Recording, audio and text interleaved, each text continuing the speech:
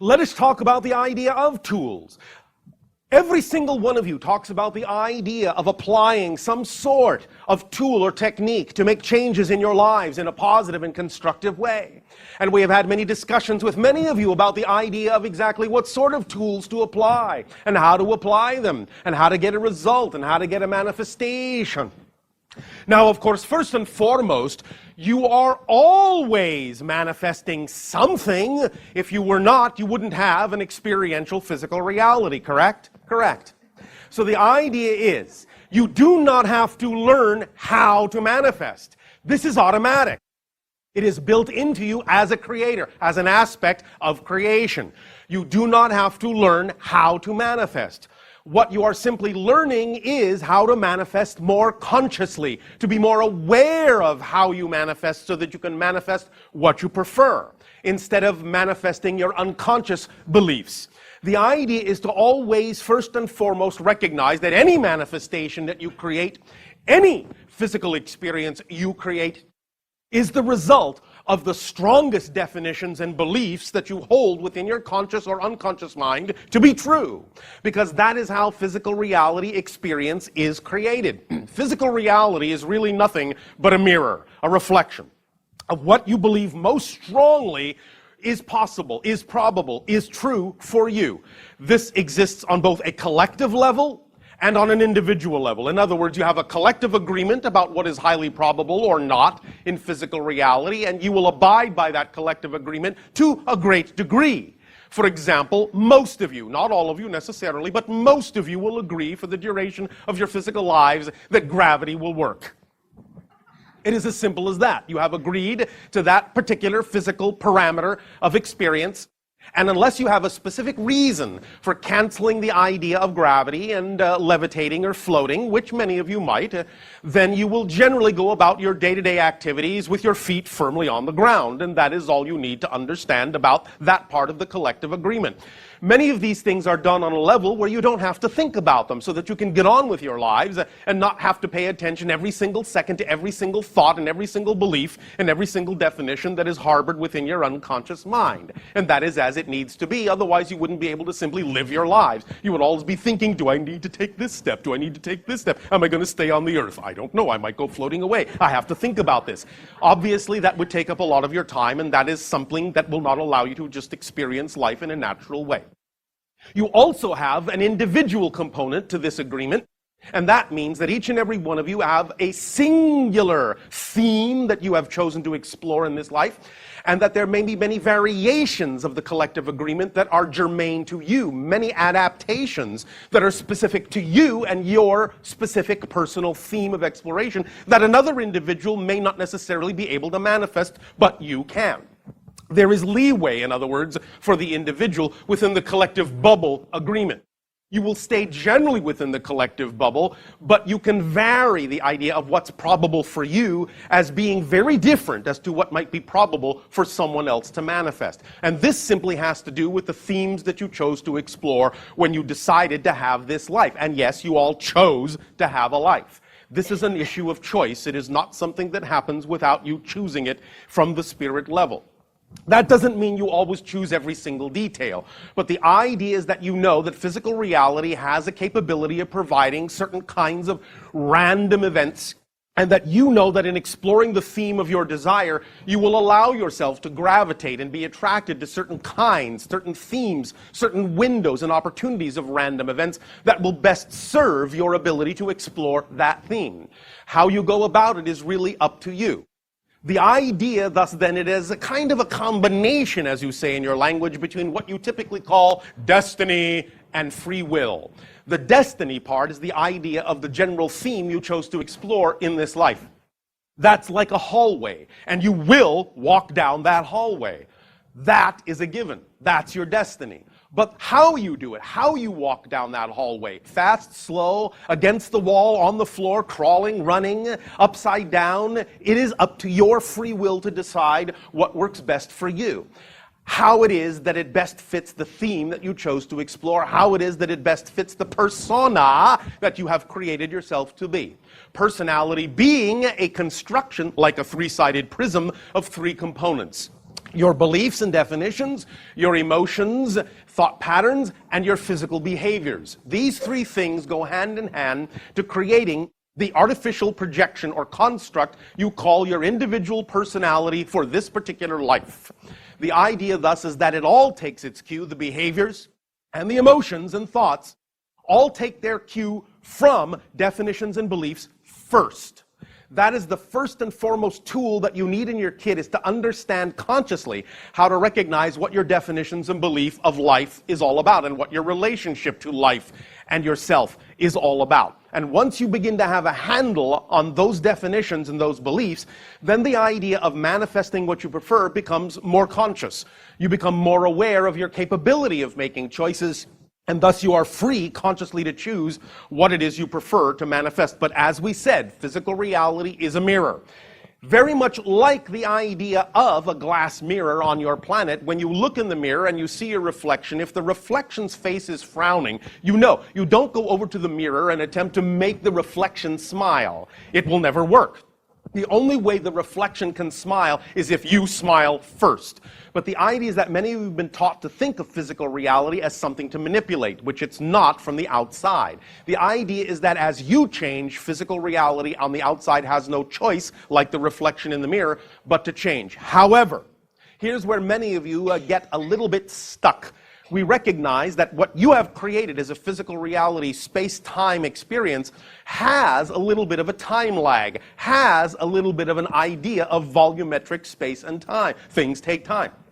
So, when you do create a change within your belief system within, the idea is that you will see a reflection from the outside world, but you may not see it right away.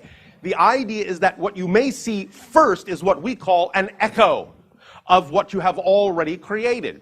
The idea being that the same situation may crop up as cropped up before. Now, we know that many of you, when you see the same situation crop up, when you see it appear before you, may sometimes, because of how you're taught to think of yourselves, go into self-recrimination and self-doubt and self-devaluation and say, I must be doing something wrong. Something is wrong with me. Why isn't the outside reality changing to reflect what I know has changed within me? But the idea is there's that echo. And sometimes physical reality will simply give you the same situation, the same set of circumstances that was there before, to give you an opportunity to see if you actually really have changed. Because change, and here's one of the primary tools in the kit, is this knowledge. Change is not about what happens on the outside. It's about how you respond to what happens. It's state of being, not circumstance. So the idea is that if you say you have changed, and a similar situation crops up, that cropped up before when you were in a negative state, and you react in the same negative way to that circumstance, you haven't changed. Therefore, there is no reason for the outside reality to change, because you've just proven with the same old reaction that you haven't changed. If, however, the same situation crops up, the same set of props appears before you, and you respond in a different way, in a way that is reflective of the fact that you really believe you're a different person, then you are proving to physical reality you really have changed. And when you make that proof available to reality, then creation and the mirror can change to reflect a true change within you. So remember, it's not about the idea of what changes on the outside that proves you have changed. It's how you respond to what's going on the outside, even if it's still the same, that proves you have changed. Does that make sense? Yes. Because there is no outside. Physical reality is just a reflection. It's just an illusion. It is just another version of you in whatever state you are in. And if you constantly need to remind yourself what state you are in, that's what the reflection is for, so that you can look in the mirror. And if you see the frown, you can say, oh, that's not what I prefer. I prefer to smile. And thus then, when you keep smiling because that's what you prefer, the mirror will have no choice. But if you make it conditional, well, I'll smile when the mirror smiles first. I'll change, I'll be happy when my physical reality changes first, then I'll be happy as a reaction. It doesn't work that way because physical reality is nothing but a reflection of the state of being you believe is most true for you. So if you choose to be happy because you don't need a reason other than that's what you prefer, then physical reality as a mirror has no choice but to reflect the happiness you have decided is the state of being you prefer without gauging it based on what's going on in physical reality. Because physical reality is just a neutral set of props. Circumstances do not have built-in meaning at all. The greatest gift you have been given by creation is that life, I know this will sound funny, life is meaningless. The point being that you were created to give life meaning, and the meaning you give it determines the effect you get out of it. It is totally neutral unto itself, just a set of neutral props that have no built-in meaning. But it is simple physics. What you put out is what you get back. What you typically call karma in some of your religious connotations. The idea simply is that whatever frequency you give off is the reflection that gets back to you. So the idea simply is that if you understand everything is neutral and doesn't have built-in meaning, then you don't have to react any particular way to anything that happens. Every circumstance and every situation, if you see it as fundamentally neutral, you can then decide, you can make a conscious choice that it must serve you in a positive way. You may not intellectually understand how it will do so, and you don't need to. That's the point. The point is you simply have to trust and have faith that it will, because you know there's no other choice. You know that everything happens in your life for a reason, therefore it must serve you in a positive way, even if you don't intellectually understand how that can be so. And when you maintain that state of being, you will then see, in some way, shape, or form, how the very same circumstance that seemed so negative before can actually serve you in a positive way, because everything can do double duty, because everything is fundamentally neutral. And when you put the meaning in, the positive meaning in, you can only get a positive effect out, even if someone else's intention toward you is negative. The idea, again, being that every single one of you have your own reality. Yes, it seems that you're sharing a reality, but you're actually not sharing the same reality. The only way that you perceive you have other people in your reality, by agreement, is that you agree to create out of your own energy, out of your own consciousness, your version of them in your reality to interact with. You are actually just your own reality. And even though it seems to be populated with billions of people, that is simply the versions of them you have created in your reality to interact with. So it really doesn't matter what anyone else's intention toward you is. You can decide whether their intention and their vibration and their state of being is appropriate for you, is preferable to you. And when you decide what is preferable, then regardless of anyone else's intention, the energy, being the energy of your own reality, will serve you in the way and in the manner you have deemed it shall serve you because of the decisions you have made. And another person's reality will be experienced by them in the way they have put energy into that reality and meaning into that reality. It's as simple as that. This is simply physics. There is really nothing more to it than that. Let's talk a little bit more about the idea of tools briefly. Again, very important to understand. Tools, the tools, just in the same way that you don't have to learn to manifest, it's just about learning what it is you prefer to manifest consciously. Tools, any tool you use to create your life, always works. The tools always work. There is no such thing as a tool of creation that doesn't work. It's about how you're using the tool. That's what makes the difference.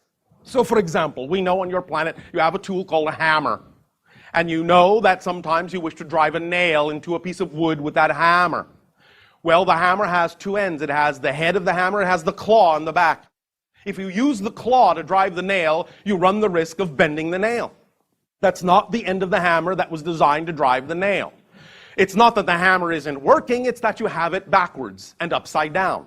The idea, therefore, is if you understand the tool and you use it right side up, face front, you can drive the nail in the way that you need to and recognize that the claw is for the purpose of pulling it out, and when you need to pull it out, you can use the other side of the hammer. So it's all about discernment and learning to use the tools in the appropriate way that they were designed to be used to allow you to manifest consciously. and get the result that you prefer.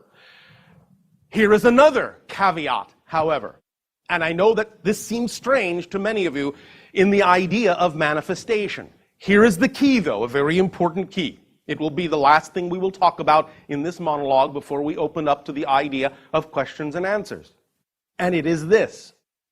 The idea is that getting in touch with your definitions and getting in touch with your beliefs to determine what it is that you prefer to manifest must be manifested for its own sake, in the sense of doing the act for its own sake, because that's the state of being, that's the state you prefer for its own sake, with absolutely, here it comes, no expectation whatsoever that what you prefer must manifest. Yes, I know, it seems paradoxical, and it is. But that's the point. The point is you need to use the power of paradox.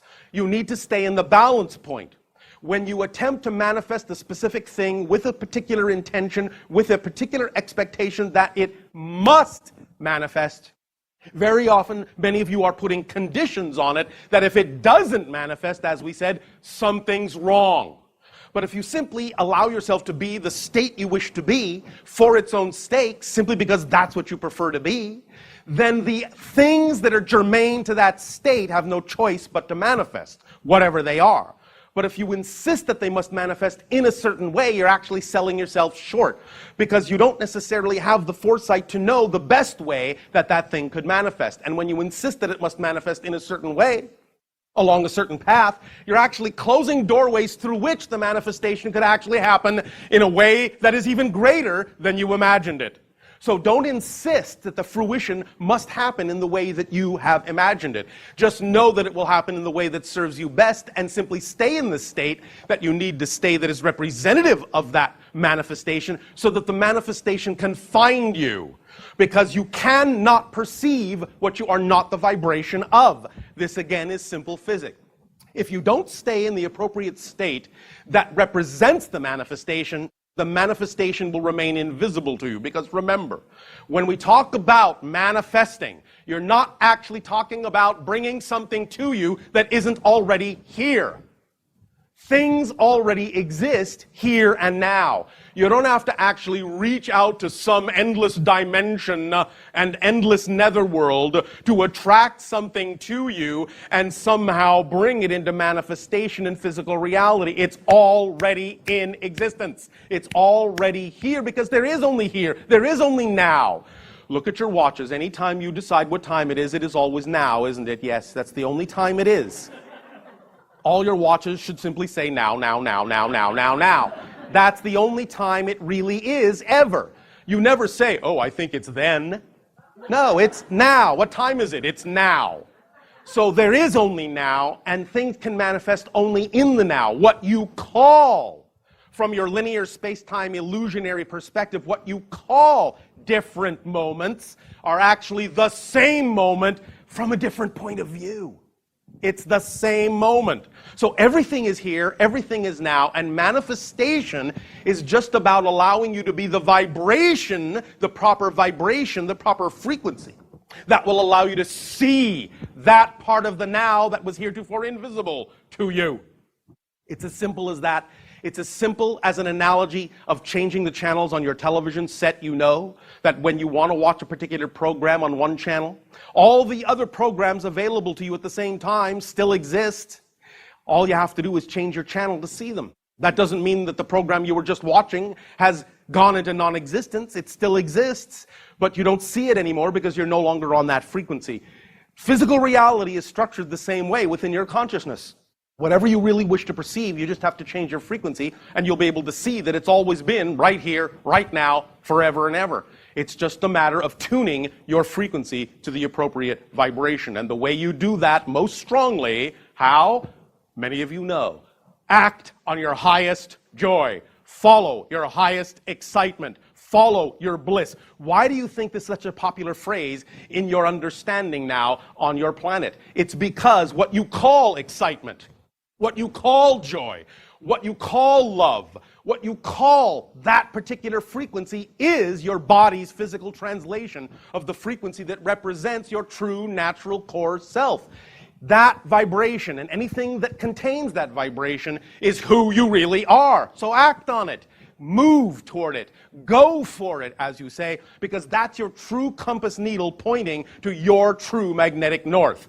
That's why it's so important to act to the best of your ability on your highest excitement. That vibrational frequency is who you were truly created to be. That's all there is to it. It's as simple as that. Unless, of course, you would prefer that it's more complicated and difficult. But that's your choice. We will not take that away from you if that's what you prefer. But we have heard many of you talk, and it seems likely that the majority of you would prefer things to be a little simpler. Creation is, yes, richly complex, but at its fundamental heart, it is not complicated. It is exceedingly, exceedingly simple.